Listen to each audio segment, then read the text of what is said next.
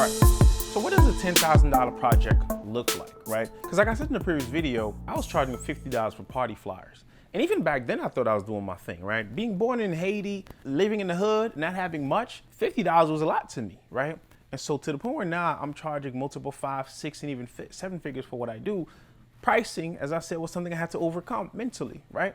But so the first step of that is I want you to understand what a $10,000 or 5-figure project look like, right? And so that way now, if you got projects out there that you're charging $300 for, $500, $1,000, $2,000, I want to show you what that version of that project would look like as a 10,000 and beyond project. And by the way, I'm saying 10, but that's just the floor.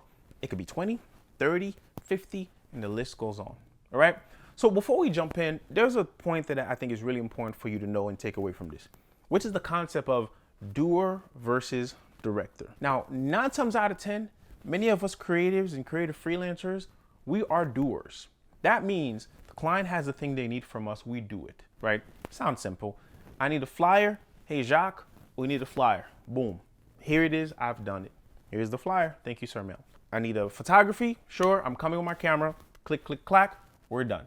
I need something written. Say less. Chicka, chicka, chick. Here's your writing piece, Mr. Mrs. Klein. We're doers. And the thing that I want us to graduate from is going from doers to directors.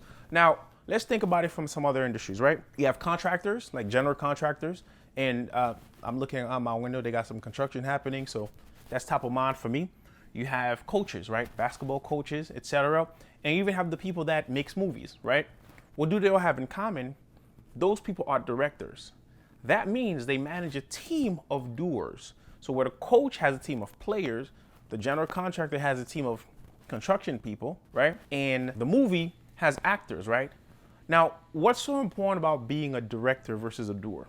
Here's the thing. When you're a director, you're in charge of the whole thing, AKA the whole production. Whereas when you're a doer, you just get access to a small piece of it, right? And so let's break this down, right? Maybe a client is working on a website, right? And you're a designer or somebody who does websites.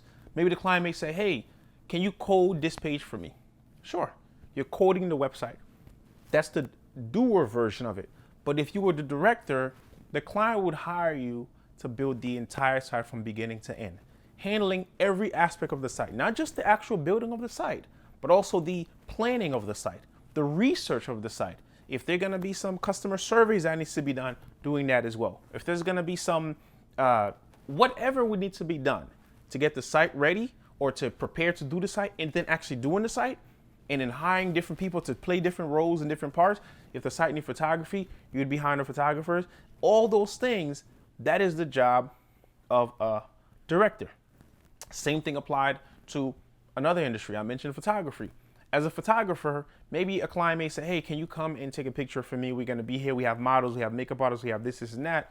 You come and take a picture and give it to them and etc. As the director of the photo shoot or the production, your job is gonna be to cast the models, scout the location, apply for permits. So you're handling the full production version of what it is that you currently do rather than the small piece of it. That's the big difference between a $500 job and a $5,000 or a $10,000 job.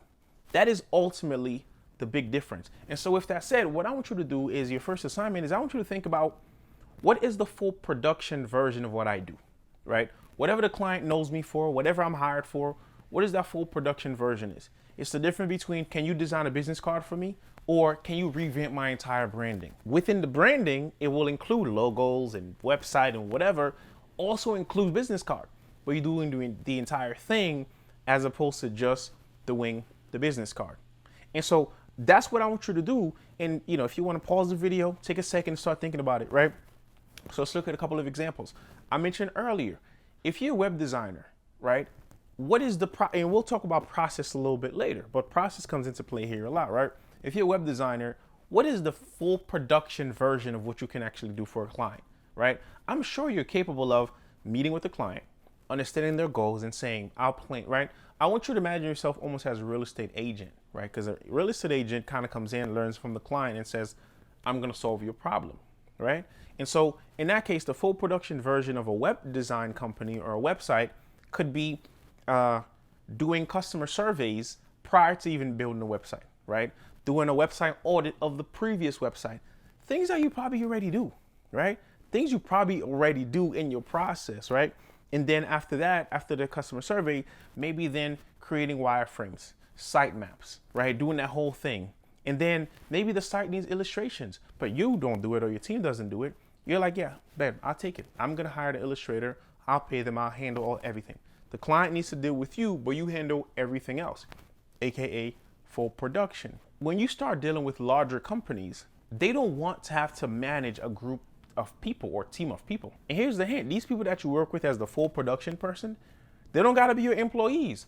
If we go back to the general contractor who's outside my window, once this project is done, they out, right? If you're looking at a movie director, once that movie is done, they go their separate ways, right? Or same thing with sports. So these folks don't have to be your full-time employees for you to be the director of a team. The only thing I'm asking you is to position yourself and your services more from the director point of view, which is the full production, rather than the doer point of view, where you're proposing your service as one individual thing. Does that make sense? So I want you to keep that in mind, right? Doer versus director.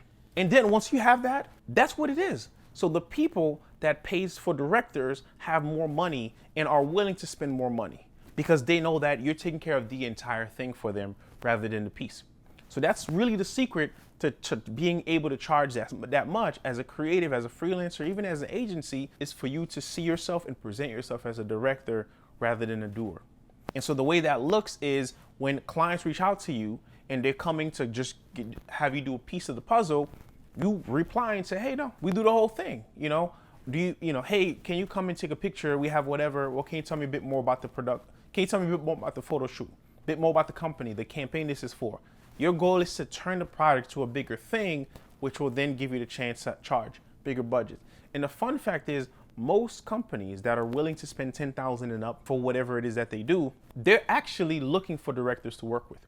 That's one thing. Now, another thing I want to mention, and this may ruffle some feathers, the other thing I want you to know from now, if you're looking to charge $10,000 for what you do, we got to stop working with RPs. And RPs are regular people. I'm gonna say that again. You gotta stop working with RPs. You could do favors for RPs. You could help an RP out. But if you're trying to build a business that's gonna take care of you, your family, your health, your whatever, you need to work with companies, corporations, and etc.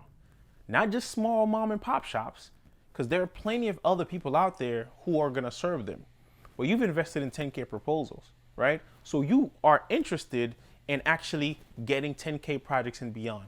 And so pricing yourself as a director, offering your services for production, and not working with RPs, AKA regular people. All right, let's move on to the next lesson where we talk about how do you attract $10,000 clients.